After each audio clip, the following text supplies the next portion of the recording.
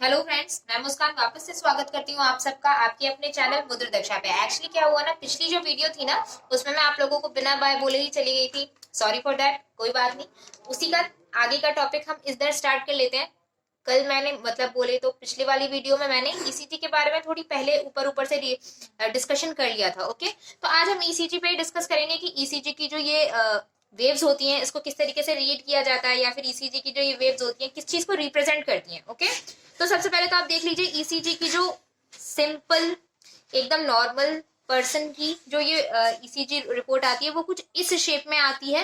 And ECG is represented by 1 2 3 4 and 5 letters PQRST।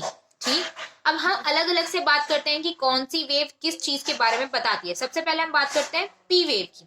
Okay, this wave, ठीक, P wave represents the electrical excitation or depolarization of the atria which leads to the contraction of both the atria.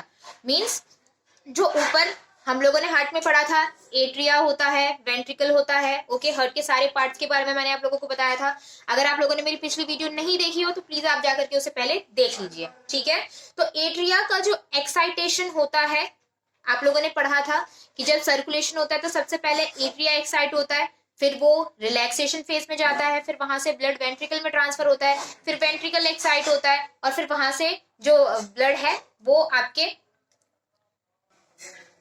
Okay guys, तो जो atria होता है उसके excitation को दिखाने का काम करता है पी वेव। इसको हम डीपोलराइजेशन ऑफ द एट्रिया के नाम से भी जान सकते हैं, बोल सकते हैं। ओके, नेक्स्ट आते हैं हम पी वेव की बात हो गई, atria is excited here, atria यहाँ पे एक्साइट होता है। देन उसके बाद क्या होता है क्यू आर एस, ये वाला जो वेव होता है इसको हम एक साथ रीड आउट करते हैं, एक साइड इसकी बोलते हैं, इसको बोलते हैं Q R X complex. Q R X complex represent the depolarisation of the ventricles which initiates the ventricular contraction. Okay, जिस तरीके से यहाँ पर एट्रिया का कंट्रैक्शन हुआ था उसी तरीके से सेम नीचे आपका डीपोलराइजेशन होगा किसका, वेंट्रिकल्स का। ओके, क्यू वेव की जो स्टार्टिंग हो जाती है, ठीक है, वहां से बिगनिंग ऑफ द सिस्टोल आप लोगों को okay, Q R X complex depolarisation of the ventricles को शो करता है। जब क्यू वेव होता है, मैंने आप लोगों को दो सिस्टोल और डायस्टोल दोनों के बारे में डिस्कस किया था, राइट। तो क्यू वेव जब यहाँ पर क्यू वेव स्टार्ट हो जाता है तो वहां से सिस्टोल की बिगनिंग हो जाती है। सिस्टोलिक प्रेशर, डायस्टोलिक प्रेशर, इसके बारे में डिस्कस किया हुआ है, ठीक है, तो उधर से स्टार्टिंग होती है। नेक्स्ट टी वेव पे आते हैं। T wave represents the return of the ventricles from the excited state to normal state.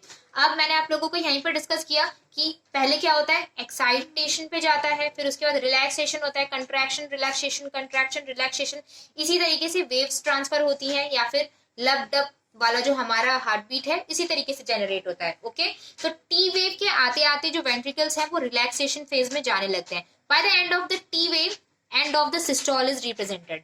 यहाँ से सिस्टोल की स्टार्टिंग हुई थी, यहाँ जाते जाते सिस्टोल की एंडिंग हो जाती है। ओके, यहाँ पर आपका एट्रिया कंट्रैक्ट होता है, यहाँ पर आपका वेंट्रिकल कंट्रैक्ट होता है, यहाँ पर जाते जाते आपका जो वेंट्रिकल है वो भी रिलैक्सेशन मोड पे आ जाता है। अब यही वाला जो वेव स्ट्रक्चर है, वेव की रीडिंग है, यही आगे भी बढ़ती चली जाती है। Bye counting the Q R X complex, Q R S complex की काउंटिंग से हम किसी भी इंडिविजुअल की हार्ट रेट को पता लगा सकते हैं, हार्ट रेट का। ओके गाइज, ओके गाइज, तो ईसीजी आप लोगों को समझ में आ गया होगा। Next we are going to discuss about double circulation. Double circulation के बारे में अब हम थोड़ा सा डिस्कस कर लेते हैं। This is the diagram that I have made, ठीक है, ये डायग्राम मैंने बनाया है। This is a flow chart form. मैं आप लोगों को हमेशा अपनी हर वीडियो में कहती हूँ कि अगर आप लोग मेरे ये जो फ्लो चार्ट फॉर्म है इसका स्क्रीनशॉट ले लेंगे तो इससे आपके काफी अच्छे नोट्स बन जाएंगे, ठीक है। तो अब हम इसके बारे में थोड़ा सा डिस्कस कर लेते हैं। ओके, ये है हमारा हार्ट, ठीक है, हार्ट है हमारा। This is the lungs, okay, these are the body parts, ठीक। ये हमारे aorta, this is vena cava, pulmonary artery and pulmonary vein. आप लोगों को पता है कि ब्लड का मूवमेंट किस तरीके से होता है। राइट वेंट्रिकल से स्टार्ट होते हुए वो लंग्स में जाता है, लंग्स से फिर पल्मोनरी वेन के थ्रू लेफ्ट एट्रियम में आता है, लेफ्ट एट्रियम से then it goes to left ventricle, left ventricle से ये एओर्टा के जरिए पूरी बॉडी पार्ट्स में जाता है, पूरे बॉडी पार्ट से वेना कावा के जरिए आता है टू दी राइट एट्रियम, फिर राइट एट्रियम से राइट वेंट्रिकल, फिर उसके बाद पल्मोनरी आर्टरी से वापस जाकर के लंग्स में चला जाता है। तो this is the cycle of, this is the circulation of our body. Okay, ये तो आप लोग जानते हैं, लेकिन हम लोग डबल सर्कुलेशन आखिरकार बोलते किसको है, डबल सर्कुलेशन होती क्या है, that is the thing we are going to discuss here. Okay, तो सबसे पहले हम बात करते हैं पल्मोनरी सर्कुलेशन की। पल्मोनरी सर्कुलेशन क्या होता है, ये फ्लोचार्ट फॉर्म में मैं आपको यहाँ पे समझा देती हूँ ताकि आप लोगों को इजी रहे। राइट वेंट्रिकल, राइट वेंट्रिकल से पल्मोनरी आर्टरी के थ्रू, पल्मोनरी आर्टरी के थ्रू डीऑक्सीजनेटेड ब्लड जो है वो लंग्स में जाता है। लंग्स में कैसा ब्लड जाएगा, डीऑक्सीजनेटेड ब्लड। डीऑक्सीजनेटेड ब्लड क्या होता है, the blood which has CO2 amount in it. CO2 का अमाउंट जिस ब्लड में होता है वो डीऑक्सीजनेटेड ब्लड होता है, ठीक है। वो लंग्स में जाता है, वहां से वो ऑक्सीजनेटेड होकर के लौटता है, ठीक है।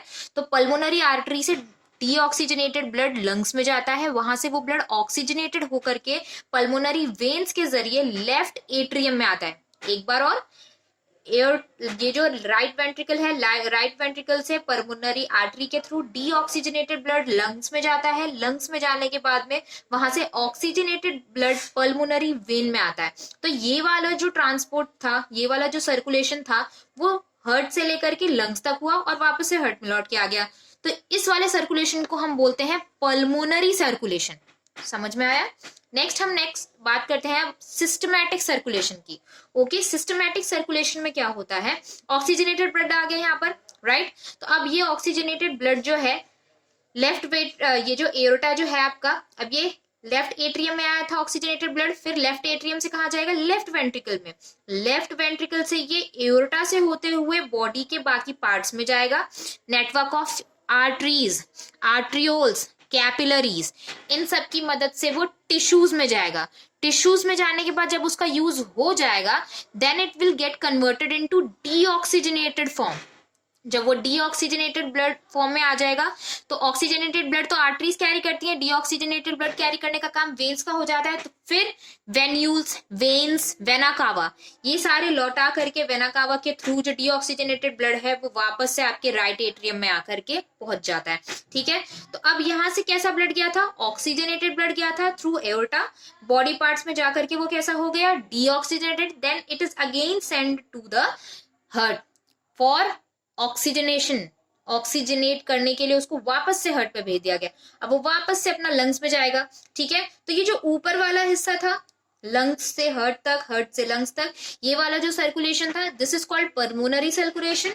और यहाँ पर हार्ट से बॉडी पार्ट्स, बॉडी पार्ट से हार्ट, ये वाला बोला जाता है सिस्टमैटिक सर्कुलेशन। सिस्टमैटिक सर्कुलेशन और पल्मोनरी सर्कुलेशन, इन दोनों को मिला करके ही डबल सर्कुलेशन का नाम दिया गया है।